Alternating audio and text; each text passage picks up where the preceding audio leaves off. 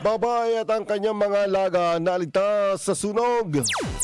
Dahil sa labis na pagmamahal ng isang babae, hindi nito nagawang iwan ang kanyang mga alagang aso habang nasusunog ang isang gusali sa Gizo, Mandawi, Cebu.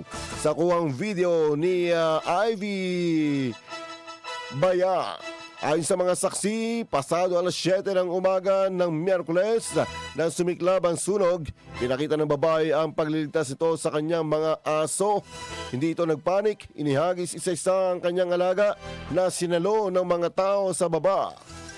Hanggang dali-dali na itong lumiban ng terrace at bumaba mula sa ikatlong palapag ng gusali sa pamamagitan ng telescopic ladder at inilalayan na rin ito ng isang fireman na nagresponde. Sa naging obserbasyon ng mga nakakita ay ang pagiging presence of mind ang naging susi sa kaligtasan ng tatlo. Patuloy naman ang investigasyon ng BFP para alamin ang tunay na sanhi ng sunog, samantalang itinuturing ng mga netizens na isang bayani ang babae. IFM News Lucena.